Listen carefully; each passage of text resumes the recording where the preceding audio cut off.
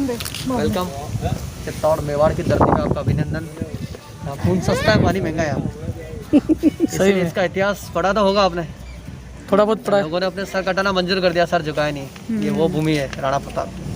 तो अपन लोग यहाँ से आपको एक्सप्लेन किया जाएगा। मेन राजा का पैलेस है, यहाँ से मैं आपको पूरे किले के बारे में एक्सप्लेन करूँगा। सभी लोग मास्क लगा दीजिए।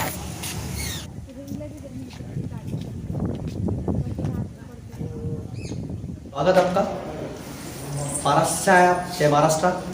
जय महाराष्ट्र। फोर्ट जो आप देख रहे हैं हिंदुस्तान का नहीं बल्कि एशिया महाद्वीप का सबसे बड़ा फोर्ट है। इस फोर्ट को चित्तौड़गढ़ फोर्ट के नाम से जाना जाता है।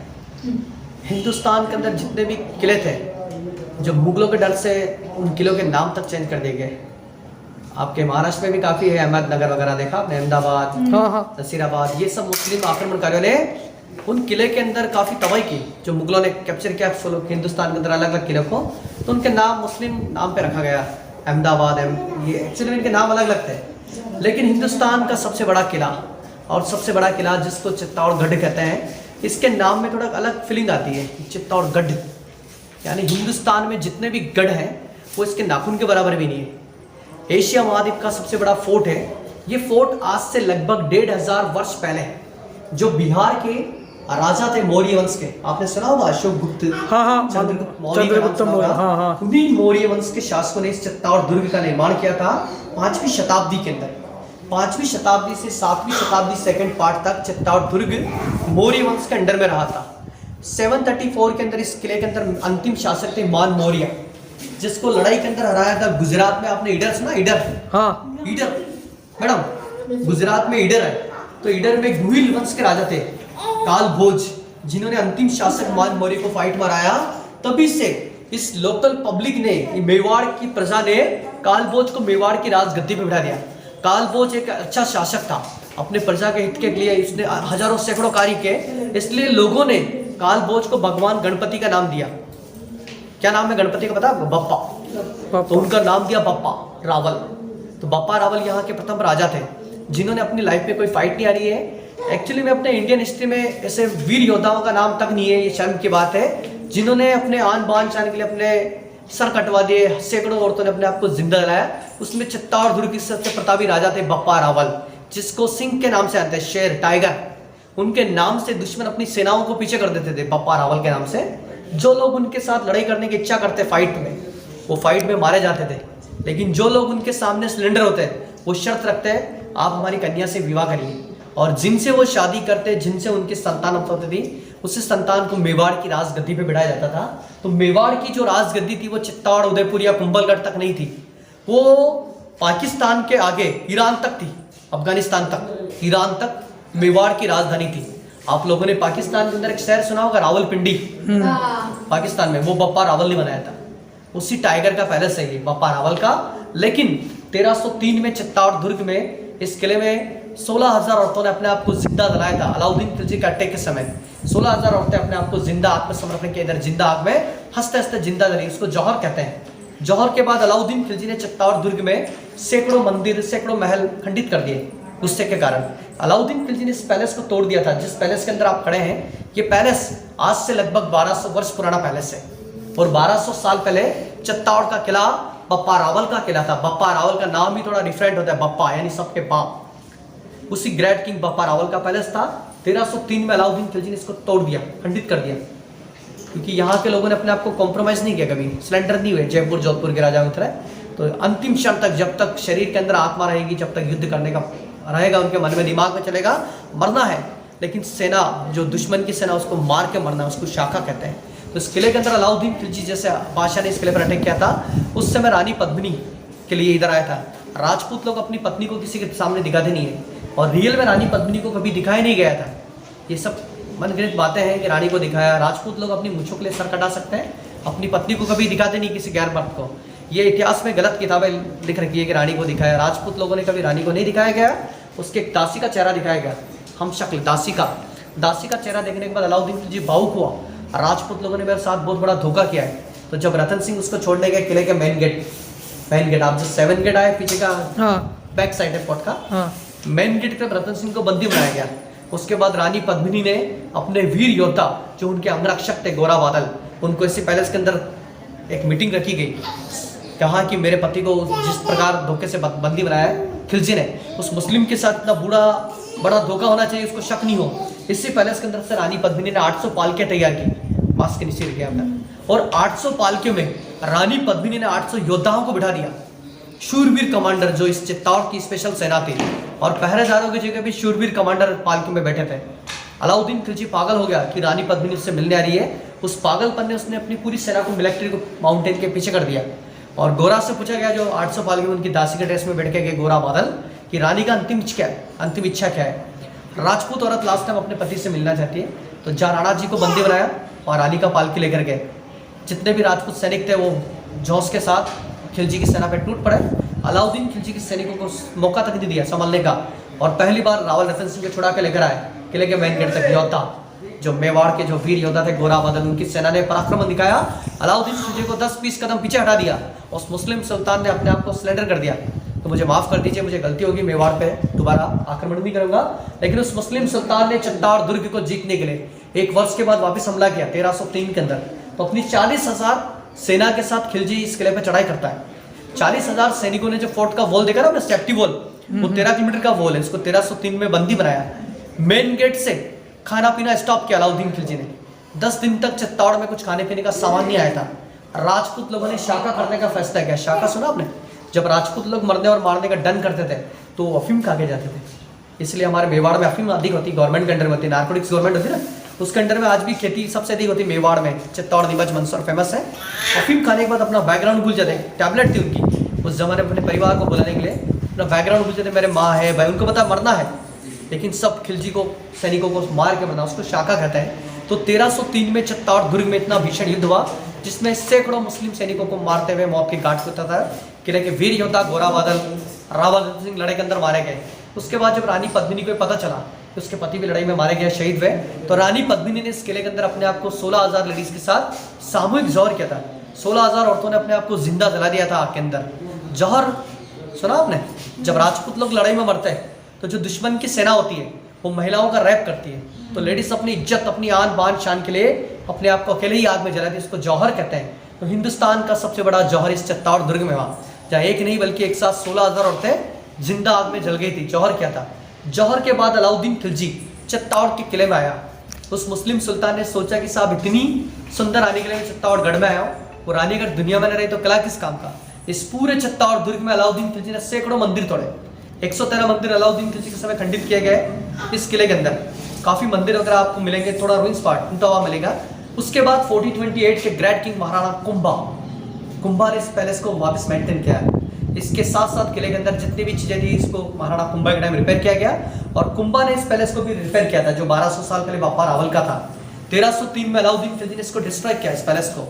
उसके बाद 1428 के ग्रेट किंग महाराणा कुंभा का नाम सुना आपने? हाँ, वो सिटी पैलेस में देखा। हिंदुस्तान के अंदर सबसे प्रमुख राजाओं में एक नाम आता है महाराणा कुंभा यानी ब्रह्मा के भक्त थे। इनको ब्रह्मास्त्र का ज्ञान था। रावण के जो लड़के थे ना मेघनाथ, हाँ, वो ब्रह्मास्त्र, उसके मुकाबले कहते हैं कुंभा को, इतना पावर था लक्ष्मण मेघनाथ के मुकाबले। कुंभा के अंदर परम भक्त, ब्रह्मा के परम भक्त और भगवान नीलकंठ महादेव के परम भक्त थे कुंभा। आप कुंभलगढ़ वो जाएंगे कभी, वहाँ एक इतनी बड़ी शिवलिंग है 4.5-5 फीट की, उसकी बैठे बैठे पूजा करते थे हर प्रदोष के दिन। प्रदोष होता है ना, महीने में एक प्रदोष आता है, भगवान शिव का जल अभिषेक होता था कुंभलगढ़ के अंदर। उसी मेवाड़ के सबसे प्रतापी राजा कुंभा ने इसको मेंटेन किया 1428 के बाद, और इस रॉयल पैलेस को नाम दिया अपने नाम पे कुंभा पैलेस। कुंभा वही राजा है जिन्होंने चाइना वॉल के बाद सेकंड ग्रेट वॉल बनाया, कुंभलगढ़ फोर्ट, और माउंट आबू में अचलगढ़ फोर्ट, और चित्तौड़ दुर्ग में दुनिया का सबसे मशहूर टावर बनाया जिसको विजय स्तंभ कहते हैं। हमारे यहाँ लोग आते हैं, साहब क्या चीज फेमस है, तो यहाँ कहावत है कि खाने के लिए सीताफल खाया आपने? यहाँ बेमिसाल जंगल है किले के अंदर। देखने के लिए इधर का विजय स्तंभ फेमस है, वर्ल्ड फेम टावर, और सुनने के लिए इधर का माइती। आप महाराष्ट्र से है ना, तो महाराष्ट्र में किताबों को जो कहानियां होती है उसको माइती बोलते हैं। तो खाने के लिए सीताफल फेमस है, देखने के लिए विजय स्तंभ, और सुनने की इधर का माइती फेमस है, इंप्रोवेशन, और ले जाने के लिए यहाँ की मिट्टी फेमस है। यहाँ की मिट्टी के अंदर सैकड़ों हजारों महिलाओं ने अपने आप को जिंदा जलाया। राजपूत योद्धा, छोटे बच्चों ने अपनी अंतिम क्षण तक युद्ध किया। उस मेवाड़ का ये सबसे प्रथम किला है। तो ये जो पैलेस है ये कुंभा पैलेस के नाम से इसको जाना जाता है, कुंभा पैलेस।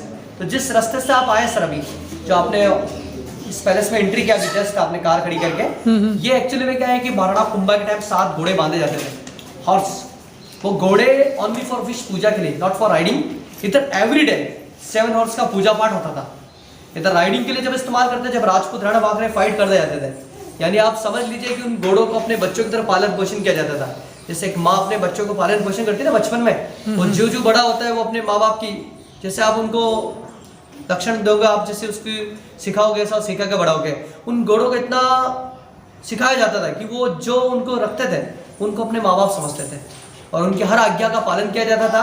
इसलिए एक मेवाड़ के अंदर जितने भी घोड़ों की इतिहास सुना आपने चेतक वगैरह के अलावा, उन चेतक के कितने भाई हुए जिन्होंने अपने राजा के लिए अपने आन बान के लिए अपने प्राण न्यौछावर कर दिए। तो घोड़े हाथी उनका भी बलिदान मेवाड़ के अंदर है। इस किले के अंदर घोड़े बांधे जाते थे, उनकी भव्य पूजा पाठ होती थी। इस्तेमाल जब करते जब राजपूत लोग युद्ध करने जाते फाइट के लिए। ये अस्तबल बना हुआ सर घोड़े वगैरह बांधने का।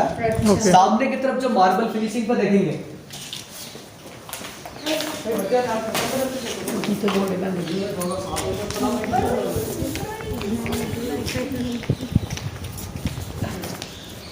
सामने की तरफ जो भगवान सूर्य नारायण का प्रतिमा एक मंदिर था यहाँ पे, सूर्य नारायण की प्रतिमा थी यहाँ पे।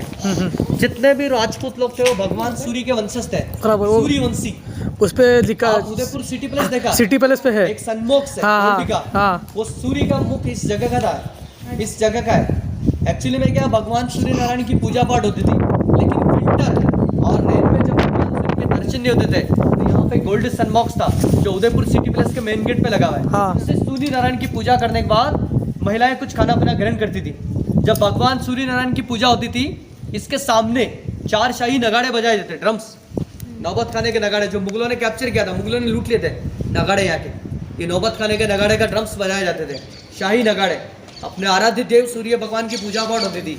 सामने रानी पद्मिनी का जौहर का एक सुरंग बना हुआ है, इधर आइए आप, बहुत अच्छी जगह है, मेन जगह इधर ही। इतिहास बदल देते मुगल हिंदुस्तान का।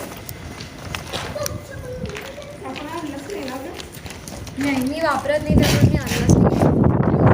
3 मंजिला बिल्डिंग है मैम, 3 फ्लोर्स। सेकंड फ्लोर का छत तोड़ रखा दिख रहा ना आपको, लगभग 1 फीट लंबा छत था।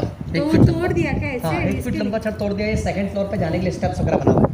अच्छा, 3rd फ्लोर पे भी जाने के लिए स्टेप्स था। ये 3 मंजिला रॉयल पैलेस है किले का जो खंडित किया गया। सामने एक सुरंग बना हुआ है, सुरंग पता नहीं आप। अच्छा वो उधर हाँ जाली रखा है वो।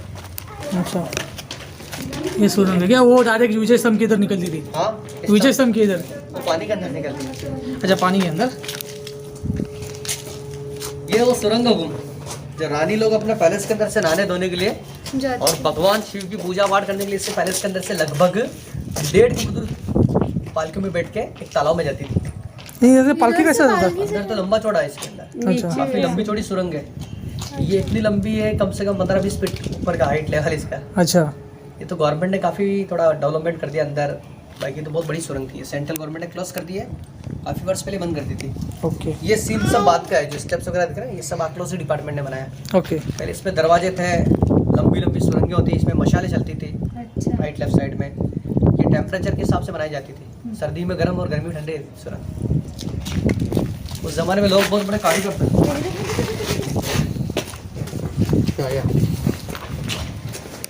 टूरिस्ट पॉइंट है तो भीड़ भाड़ आती, टूरिस्ट काफ़ी आते थे। कोविड के वजह लोग कम पड़ गए। सामने की तरफ जो रोल शेप में देखेंगे गोल गोल, ये राजपूत लोगों का बैंक है, reserve bank of the Mewar.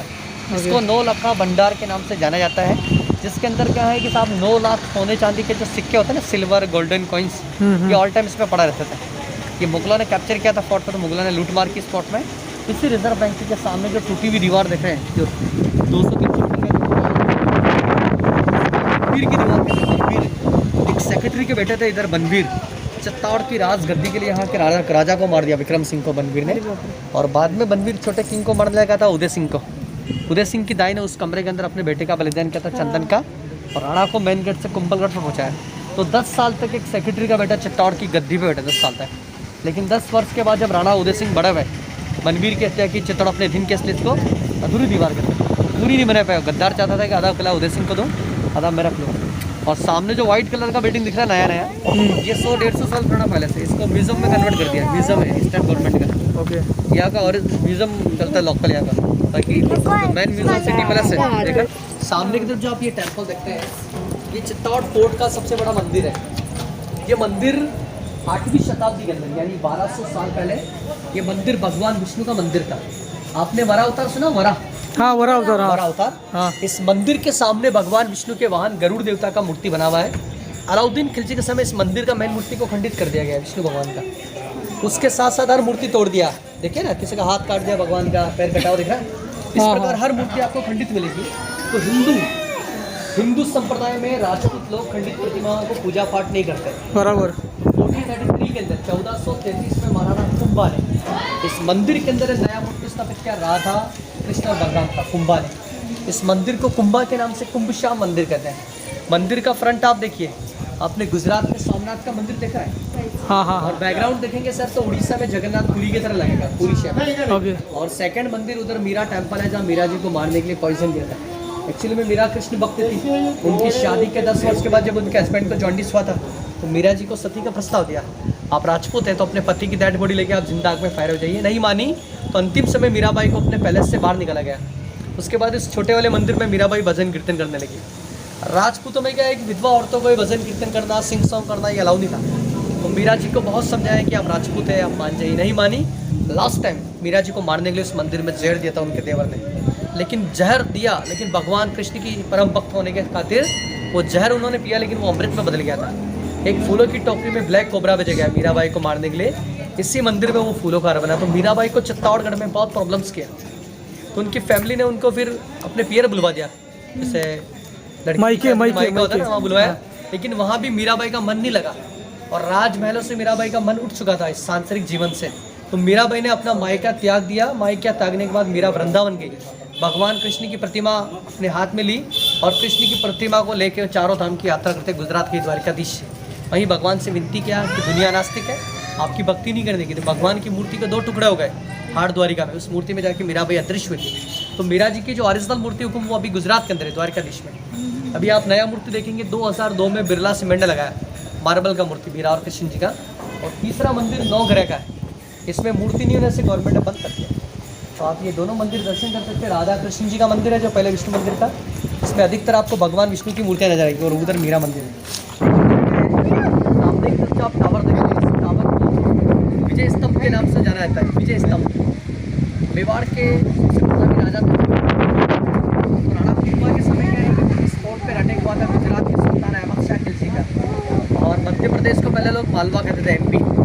Gujarat और मालवा मुस्लिम स्टेट्स के राजाओं ने इस किले पर अटैक किया था 1440 के अंदर। उस समय यहाँ के राणा कुंभा ने दोनों मुस्लिम सुल्तान को फाइट माराया, दोनों को एक साथ। और विजय के 8 वर्ष के बाद ये विजय स्तंभ बनवाया राणा कुंभा ने। तो हिंदू धर्म के अंदर जो 9 ग्रह होता है ना अपने, हाँ। ये 9 फ्लोर है, 9 ग्रह के सबसे 9 मंजिल है। इसके अंदर 157 स्टेप्स बना हुआ है, 157 पक्ति बनी से गोल गोल सीढ़ी। हिंदू आर्किटेक्चर जैसे अंदर है वैसे बाहर की तरफ बना हुआ है। इस स्तंभ को बनाने में 90 लाख रुपए का खर्चा आया था 750 साल पहले। जो सिल्वर गोल्डन कॉइन्स वगैरह होता है ना, ये आर्किटेक्चर की इनकम थी, सोने चांदी के सिक्के, हीरे जवाहरात। इस स्तंभ को बनने में 10 वर्ष लगे। ये 1448 से लेकर 1458 के अंदर कंप्लीट हुआ। पूरा टावर आप ध्यान से देखिए, भगवान शिव के डमरू के शेप का बना हुआ है ये टावर। ये नीचे से काफ़ी चौड़ा, ऊपर से चौड़ा, बीच में नैरो दिखाई देता है। ये राजस्थान का सिंबल है। जो राजस्थान पुलिस ऑफिसर होता है ना, SP, DSP, IG, हाँ। उनके हाथ पे लगता है पुलिस वालों में विजय स्तंभ। हाँ। और आप लोगों ने JK सीमेंट सुना होगा, हाँ।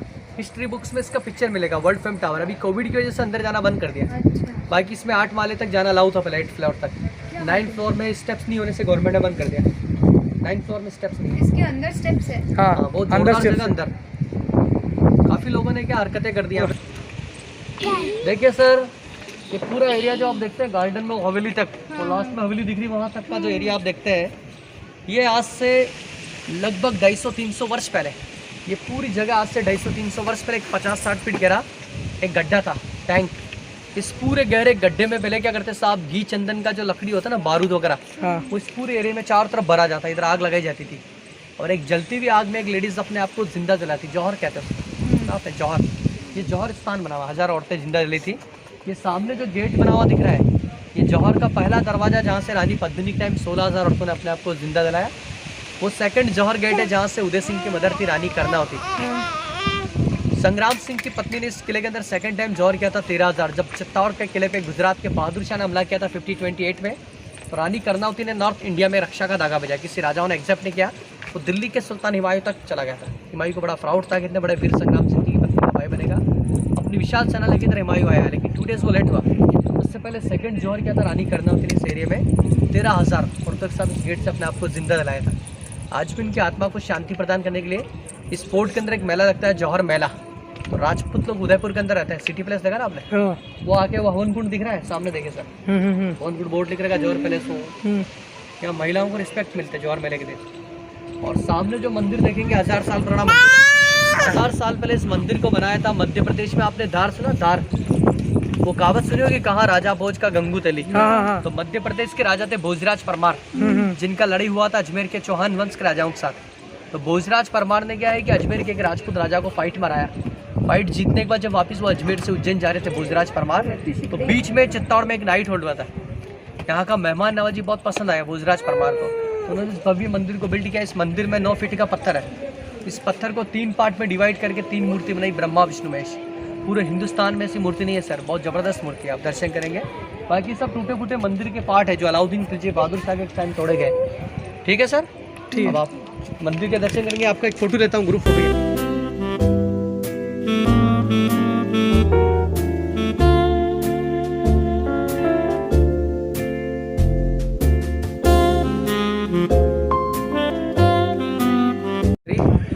हाँ। नमस्कार सर, आपको मैं आज जो चीज़ दिखाने जा रहा हूँ वो एक तालाब है।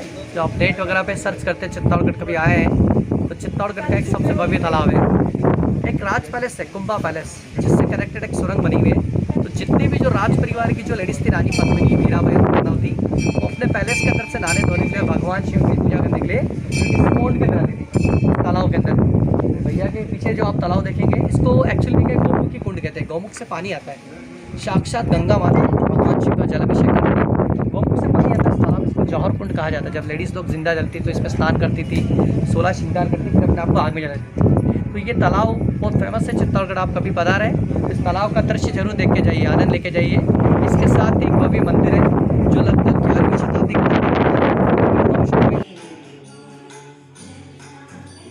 अंदर आ चुके हैं। पद्मिनी पैलेस का ये सेकंड पार्ट है। ये रानी पद्मिनी पैलेस का सेकंड एरिया है, जिसमें रानी पद्मिनी का एक खूबसूरत गार्डन है, ये रोज़ गार्डन। उस ज़माने में कहते हैं कि रानी पद्मिनी गुलाब को बहुत पसंद करती है। आज भी सेंट्रल गवर्नमेंट ने गुलाब का गार्डन मेंटेन कर रखा है। राइट में घोड़े वगैरह बांधने का अस्थापना बना हुआ है। ये रोज़ गार्डन है। इस पैलेस की सबसे बड़ी खासियत है कि इस पैलेस के अंदर फूल कभी तोड़ना मना है। गुलाब के फूल आप तोड़ नहीं सकते। इसका कारण ये है कि साहब इसके फूल की जो पत्तियाँ होती है वो इसी पैलेस के अंदर बिखर जाती है। अच्छा। ताकि इसकी खुशबू पूरे पैलेस को महकित कर देती है, सुगंधित कर देती है। तो ये उसी पैलेस के नाम से पद्मिनी पैलेस का एक एरिया है। लेफ्ट साइड में देखेंगे छोटे छोटे दरवाजे, एक छोटी सभागृह बनी हुई है, प्लानिंग प्लेस। इस पैलेस के अंदर सबसे मेन चीज़ बना है कमरा। कहते हैं कि रानी पद्मिनी बहुत सुंदर थी, जिस किले के अंदर आया था। अलाउद्दीन खिलजी ने रानी पद्मिनी को देखने की इच्छा की। राजपूत लोगों में क्या पर्दा प्रथा होती है, राजपूत लोग पत्नी को दिखाते नहीं है। तो मुस्लिम अटैक रोकने के लिए रानी पद्मिनी की एक हम शक्ल दासी का चेहरा दिखाया था। वो जगह आपको इस पैलेस में देखने मिलेगी, वो आपको मैं दिखाऊंगा अंदर। तो रानी पद्मिनी का जो दासी का चेहरा दिखाया है, उस पैलेस में क्या है कि पहले चांदी की प्लेटें थी। अभी सेंट्रल गवर्नमेंट ने उसमें मिरर लगाए थे। उसके बाद एक फिल्म को लेकर थोड़ा प्रॉब्लम हुआ था, मिरर हटाने पड़े, वापस हटा दिए। वो सामने बेल्जियम ग्लास लगा हुआ है, त्रिशूल के आकार का दिख रहा है ना। हाँ, जो सिटी पैलेस में भी लगा हुआ है। 3 जगह लगा है। तो उदय विलास होटल देखा आपने? उदयपुर। हाँ हाँ, सिटी प्लेस का। एक बम्बई में आपके ताज होटल पे एक पैलेस के घर दिया था, धूप पड़ती ना को। हाँ, इसमें अलग अलग रंग आते हैं। सनलाइट जब सेंटर में आती है ना 12-1 बजे, अलग अलग रंग दिखाए जाते थे। इधर एक सुरंग बनी हुई है जहाँ से सीढ़ियाँ उतरने के बाद रानी के लिए एक बोट खड़ी है। लकड़ी की बोट होती है ना, बोट। हाँ। और लकड़ी की बोट के अंदर बैठ के रानी पद्मिनी अपने पैलेस में जाती थी। जो पद्मिनी का पैलेस बना है वो पानी के अंदर बना हुआ है, जल में। भाई पता रही आप मैडम कहाँ रह गए?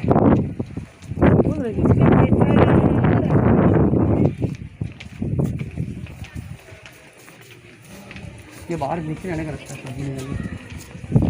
पानी के अंदर जाने का रास्ता है, जल महल में जाने का रास्ता।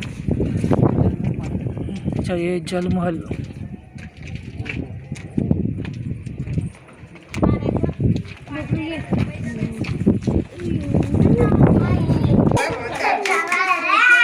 सांग ना त्यांचे लोक चले गए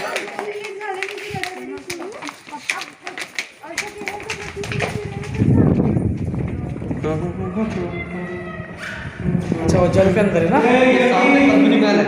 अच्छा ये देखिए ये है पद्मिनी महल। ये सर आप सामने जो देखेंगे ये रानी पद्मिनी का पैलेस है। जिस पैलेस के अंदर रानी पद्मिनी लकड़ी की जो बोट होती है ना, बोट के अंदर बैठ के जाती थी। गर्मी में ठंडे रहते थे। समर पैलेस है। 8 महीने कुंभा पैलेस में रहती थी रानियाँ और 4 महीने इस पैलेस में रहती थी। राइट में आपको एक बिल्डिंग दिख रही है। हाँ। वो पद्मिनी के 2 भाई थे, गोरा बादल। अच्छा वो शादी के अंदर दहेज में आए थे, डॉरी। हाँ हाँ हाँ बराबर। सामने खातड़ महल बना हुआ है, जो कारपेंटर होता है ना, उनकी दासी का पैलेस बना हुआ है सामने हाँ पीछे। अच्छा पीछे दिख रहा है आपको इस पद्मिनी महल के पीछे। हाँ और इसकी जो लास्ट स्टेप दिख रही है जो पानी में डूबी हुई है, हाँ और उनकी दासी को बिठाया था, रानी को नहीं दिखाया था। अच्छा तो इधर से दिखाया था क्या? वहाँ लास्ट सीढ़ी जो दिख रही है ना आपको, बाबू हाँ हाँ हाँ ये लास्ट सीढ़ी दिख रही है आपको, हाँ हाँ ये वाली पानी में डूब रही है, हाँ, ये वाली। हाँ यहाँ उसकी दासी को बिठाया गया। अच्छा रानी पद्मिनी की दासी को इस सीढ़ी पे बिठाया गया था, इस वाली सीढ़ी पे। हाँ और अलाउद्दीन खिलजी को वही रानी पद्मिनी ने इधर आइए, इधर आइए। हाँ पानी में ना। अलाउद्दीन खिलजी को इस जगह खड़ा किया था। ये अलाउद्दीन खिलजी है। इधर आओ आगे, डर क्यों रहे हो आप? यहाँ पे खड़े हाँ अलाउद्दीन खिलजी को इस जगह खड़ा किया था। हाँ और सामने की तरफ एक सिल्वर प्लेट थी जैसे झुकी हुई, तो हाँ। सिल्वर प्लेट में देखा ना वो सीढ़ियों का रिफ्लेक्शन दिखाया गया। अलाउद्दीन खिलजी को शक नहीं हो कि उस मुस्लिम सुल्तान को किसको दिखाया जाएगा, इसलिए उसको शर्त रखा कि वो एक ही जगह खड़ा होकर देखेगा। अगर वो राइट लेफ्ट में देखता खिलजी, तो उसके दोनों हाथ में पद्मिनी के भाई खड़े थे, गोरा बादल। अगर अलाउद्दीन खिलजी इस जगह खड़ा होकर राइट लेफ्ट में देखता दूसरे मिडल में, तो गोरा बादल उसका सर दर से अलग कर देते थे, उसका सर काट देते। यहाँ से देखेंगे तो सीढ़ी नज़र नहीं आएगी। हाँ नहीं आती सीढ़ी नजर नहीं आती। सीढ़ी देखेंगे आपको 4 कदम आगे बढ़ाने पड़ेंगे। हाँ गलती से अगर आपने 1 कदम बढ़ाया तो राजपूत सैनिक खड़े आगे से भी आपका सर धड़ से अलग कर देंगे। इस सिस्टम आइए।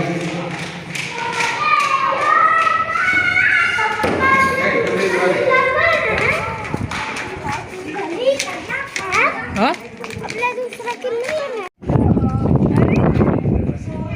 ये रानी की दासियों के कमरे। राजा रानी जब महल में जाते ना, यहाँ बैठ के दासियाँ उनका वेलकम करती थी फूल पत्तों से। ये पद्मिनी की पर्सनल सेक्रेटरी के रूम है। ये छत वगैरह दरवाजे सब हम लोग में तोड़ दिए, मैंने छत दिया।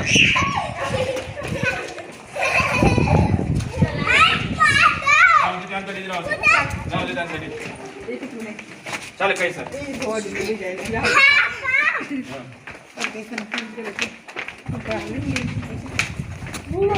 ये इधर वॉशरूम बने पैलेस के, उस जमाने के वॉशरूम देख सकते हैं आप किस प्रकार के वॉशरूम थे 1000 साल पहले। आप थोड़ा देखिए इसको, ये हम आपको दिखाएंगे यहाँ के पुराने ज़माने के वॉशरूम। उस ज़माने में भी वॉशरूम फैसिलिटी होती थी। देखिए आप, ये दिख रहा है ना आपको, ये वॉशरूम थे सर पुराने ज़माने के।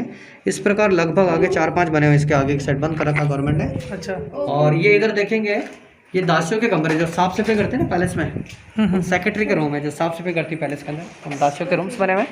और लास्ट आप देखेंगे गांव में झोपड़े होते हैं, झोपड़ियों की शेप के बने लेडीज़ के लिए पनिशमेंट रूम।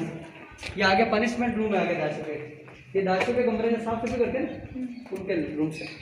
और ये लास्ट जो पनिशमेंट रूम है दासियों से गलती होती है लेडीज़ से, तो महिलाओं पे हाथ नहीं उठाते थे, उनको अलग कर दिया जाता, बंद कर दिया जाता था कुछ देर के लिए, राजा रानी से अलग कर दिया जाता था।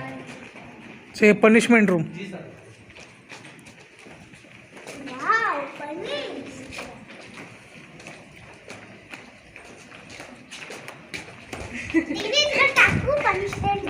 हाँ तुला टाकायला पाहिजे। हाँ ये सामने जो आप टावर देखते हैं इसको जैन कीर्ति स्तंभ के नाम से जानते हैं। विजय स्तंभ से भी 250 ईयर्स ओल्ड टाइम पहले बना टावर है जैन कीर्ति स्तंभ। इसमें भगवान शांतिनाथ की 1001 दिगंबर जैन की मूर्तियाँ हैं। इसका दरवाज़ा छोटाने से बंद कर रखा है गवर्नमेंट ने, ऊपर जाना है। ये 30 साल से बंद है हुकुम। और ये पीछे जैन मंदिर बना हुआ है दिगंबर जैन का। हाँ इसकी मूर्ति चोरी हो गई थी बीच में, उसके बाद गवर्नमेंट ने अभी 2-3 साल से 1-2 इवनिंग मॉर्निंग में ओपन होता है। 2 साल से इवनिंग मॉर्निंग में ओपन होता है, बाकी बंद रहता है दिन में टूरिस्ट के लिए। ओके जैन टावर ठीक है।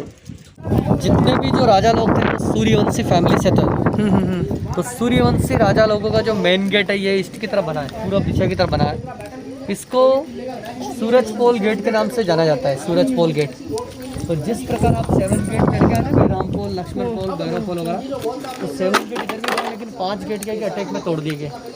6ठा और 7वां दरवाजा अंतिम शासकों ने बनाया था। और पश्चिम दिशा में आप 7 गेट आए ना सर, हाँ उसको फ्रंट घोषित किया गया। इन गेट के आगे जो खिल्ले लगा रखे इनको अंकुश कहते हैं। पहले एलिफेंट को वाइन वगैरह पिलाया जाता था। एलिफेंट अपने सिर से गेट तोड़ देते थे। तो by the way elephant touch करेगा तो एलिफेंट को ही नुकसान हो, गेट को कोई दिक्कत नहीं हो। ऊपर से तीरें चलती थी आराम से। लेकिन जब हथियार खत्म होते थे तो आपके पीछे की साइड से गर्म तेल का प्रयोग किया जाता था। हॉट ऑयल वगैरह था, गर्म तेल, गर्म पानी। हाँ ये स्टेप्स वगैरह जो आप देखते हैं, हाँ ये स्टेप्स वगैरह जो आप देखते हैं, ये सब सेंट्रल गवर्नमेंट ने बनाया। पहले कच्चा रास्ता था इधर आने जाने के लिए। सेकंड गेट से फर्स्ट गेट तक जो घुमा हुआ है तिरछा है, घोड़े सीढ़ी वगैरह पहले नहीं थी, पहले कच्चा रास्ता था। ये लड़ाई का मैदान है। यहाँ रतन सिंह अलाउद्दीन खिलजी था ना, जयमल पत्ता के बीच जो फाइट हुई इस मैदान में। कहते हैं कि जहाँ खून और मिट्टी का मिलन होता है ना सर, तो खेती अच्छी होती है। ये खेती बाड़ी हो रही है, लड़ाई का मैदान है। रतन सिंह जी को इधर से किडनैप किया था। हाँ लड़ाई का मैदान तो दिख रहा है, पूरा क्लियर, पूरा एकदम क्लियर है। ये अरावली पहाड़ी है, माउंटेन का एरिया जो दिल्ली से स्टार्ट होता है, नोएडा से। हाँ ये अंबाजी तक रहता है, गुजरात बॉर्डर तक। हाँ ये इस टाइप। अच्छा हाँ, अब इधर से फोटो लीजिए।